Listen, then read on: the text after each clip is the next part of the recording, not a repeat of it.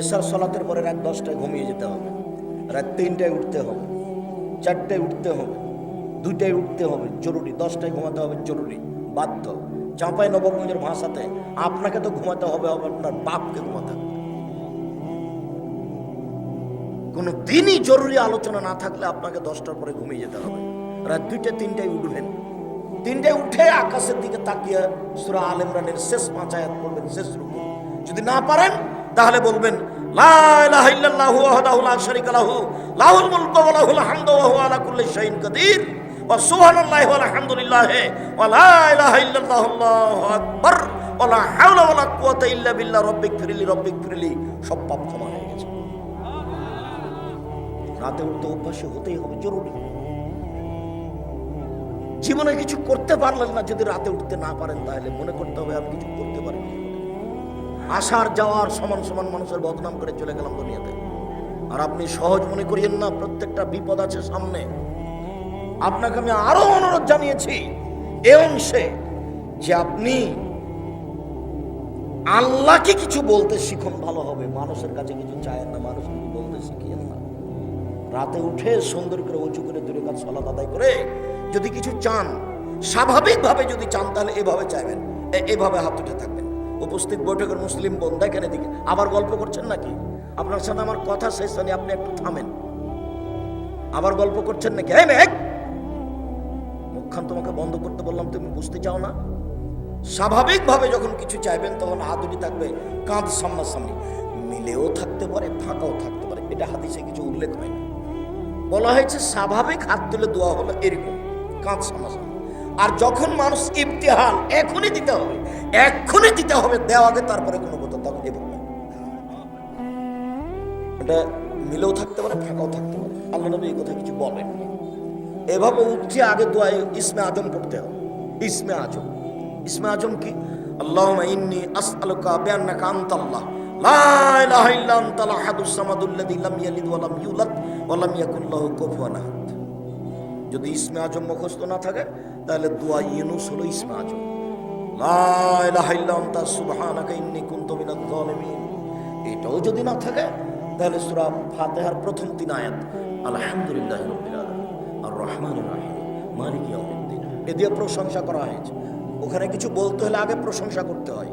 প্রশংসা করলে খুব খুশি, হ্যাঁ তুমি ঠিক বলেছ, যেটাই চাইবে সেটাই দিয়ে দিব, বলো কি চাও। আর মানুষই তো প্রশংসা প্রিয়। একটা ধনী মানুষ আপনার 8 নং মাদ্রাসার জন্য টাকার কথা বলতে গেছেন, যেই বলছেন 10,000 টাকা দেন তো সম্মেলন উপলক্ষে। তোমার কে গো?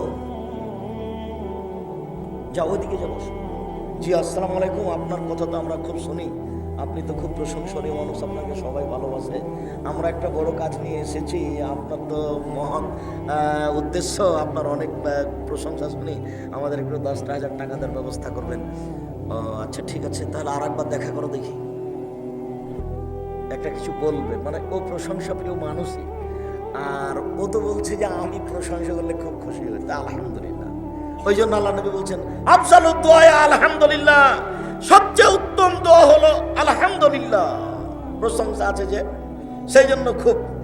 আর সূরা ইখলাস পড়লে 3 বার পড়লে 1 বার কোরআন মাজিদ পড়ার সমান হয়। কেন? সূরা ইখলাস খুব দামি, শুধু তার গুণ বর্ণনা করা হয়েছে, ওতে তিনি খুশি। সূরা ইখলাস মানে পড়লেন আপনি, মানে উনি খুব খুশি হয়ে গেছে। হ্যাঁ ঠিক বলেছো তুমি, আমি কাউকে জন্ম দিই না, আমি ঘর থেকে জন্ম নিই না, আমি হচ্ছে নিরপেক্ষ মুখাপেক্ষীহীন, আমাকে কেউ পারে না। আপনি যখন এরকম ভাবে বললেন তখন উনি বলছেন হ্যাঁ ঠিক আছে ঠিক আছে ঠিক আছে, 3 বার পড়ে 1 বার কোরআন মাজিদ পড়ার নেকি দিয়ে দেবো, 3 বার পড়ে 1 বার কোরআন মাজিদ পড়ার নেকি দিয়ে দেবো। আয়াতুল কুরসি পড়েন অনেক, আয়াতুল কুরসিতে কেন? আয়াতুল কুরসিতে এরকমই প্রশংসা আছে, তার উনি প্রশংসায় খুব খুশি। এই জন্য সুবহানাল্লাহি ওয়া বিহামদিহি সুবহানাল্লাহিল আযীম, এটা হলো সবচেয়ে ভারী নেকি দাঁড়িপাল্লায়, এতে আল্লাহর প্রশংসা আছে। এই জন্য তাই আল্লাহ রাসূল বলছেন আফজালুদ দুআ আলহামদুলিল্লাহ, সবচেয়ে উত্তম দোয়া হচ্ছে আলহামদুলিল্লাহ। তো এখন আপনি ইসমে আজম পড়েন, যদি ইসমে আজম না পারেন তাহলে দোয়া ইউনুস পড়েন। দোয়া ইউনুস যদি না পারেন তাহলে প্রশংসার জন্য সূরা ফাতিহার প্রথম 3 আয়াত পড়েন, এরপরে দুরুদে ইব্রাহিম, দুরুদে ইব্রাহিম লাগবে কিন্তু আল্লাহুম্মা সাল্লাল্লাহু বারিক আলা দুরুদে ইব্রাহিম না পড়লে আপনার দোয়া ওপরে যেতে যেতে থেমে যাবে। ওই দোয়া ইব্রাহিম, দুরুদে ইব্রাহিম ঠেকিয়ে রেখেছে, পড়ো যেতে পারবে না। লা ইয়াসাদু দোয়া, মানুষের দোয়া ওপরে যাবে না, দুরুদে ইব্রাহিম ছাড়া। দুরুদে ইব্রাহিম পড়তে হবে, তাহলে আপনার দোয়া এখন উপর দিকে যাবে। ও ঘেরে রেখেছে। তাহলে আগে বলেন প্রশংসা, খুব খুশি হয়ে গেছেন। এবার দুরুদে ইব্রাহিম পড়েন, তাহলে দরজা খুলে গেছে। এবার আপনি বলেন যে বগুড়া শহরে আমার 5 কাঠা জমির ব্যবস্থা করে দাও।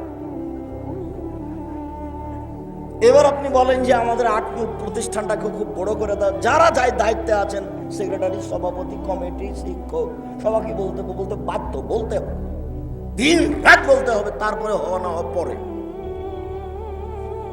যত বলবেন তত খুশি, যত কম বলবেন তত অখুশি। উপস্থিত বৈঠকের দিনই মুসলিম বোন, 3 নাম্বার হলো মাথার চুল চিরুনি করে দিতে হবে। যেন আমার বোনদের মাথার চুল চিরুনি করে দিতে পারে, সেই জন্য আমি আমার বোনদের সমবয়সের মেয়ে বিবাহ করিনি। 4 অতাকুম আলাইহিন্না, আমার স্ত্রী যেন আমার বোনদের উপরে পাহারা দিতে পারে। আমার স্ত্রী আমার বোনদের জন্য পাহারাদার। তোমার মা তোমাদের জন্য পাহারাদার। বলো কি পাহারা দিয়েছে, বলো দেখি।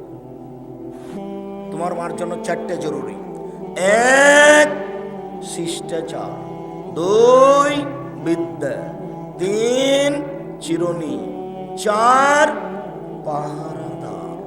তোমার মা এই পরিবারে পাহারাদার। এনারা 8 মণ মাদ্রাসা চালায়, একটা পাহারাদার রেখেছে। সকালে এসে হুমায়ুন দেখলো যে 2 ঘন্টা ঘুমিয়েছিল, তো হুমায়ুন তাকে বলছে, হবে না বাবা তুমি যাও, পাহারা তুমি দিতে এসে ঘুমিয়ে আছে, হবে না বাবা তুমি যাও। এখন তোমার মাও পাহারাদার ঘুমিয়েছিল, কিছুই বললো না তোমরাকে। এখন তোমার বাপের উচিত তোমার মাকে বলা যে তুমি যাও, হয়েছে। এটাই করতে হবে। আমি করতে আদেশ করিনি, পরামর্শ দিলাম। জরুরি 1 শিষ্টাচার শিখাতে হবে তোমার মাকে, তোমাকে। 2 বিদ্যা, তোমার মাই শিখে দেবে। 3 চিরুনি করে দেবে, তোমাদেরকে পরিপাটি করে রাখবে, সাজগোজ করে রাখবে।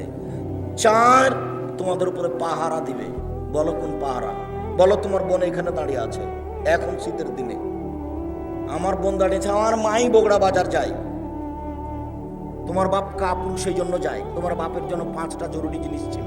আল্লাহ নবী বলেছেন, পৃথিবীর মানুষ স্বামী হলে 5টা জিনিস লাগে। রাসূল সাল্লাল্লাহু আলাইহি ওয়াসাল্লাম বলছেন, ইয়া মাশারাস শাবাব মান ইসতাতা মিনকুম বাত ফালিয়াতাজাওয়াজ। পৃথিবীর পুরুষ যারা বিবাহ করতে চাও, ক্ষমতা থাকলে বিবাহ করবা, বিবাহ করলে ক্ষমতা লাগে। ফাইলামাস্তাতে, যদি ক্ষমতা না থাকে ফাইলাই ভীষণ, তাকে রোজা রাখতে হবে। রোজা থেকে থেকে থেকে যৌবনকে একবারে মিটিয়ে ধূলিসাৎ করে দাও মাটির সাথে। বিবাহ করিও না, ক্ষমতা না থাকলে বিবাহ করিও না, ক্ষমতা না থাকলে বিবাহ করিও না, নইলে ছেলে মেয়ে খারাপ হয়ে যাবে, সবাই বউ খারাপ হয়ে যাবে।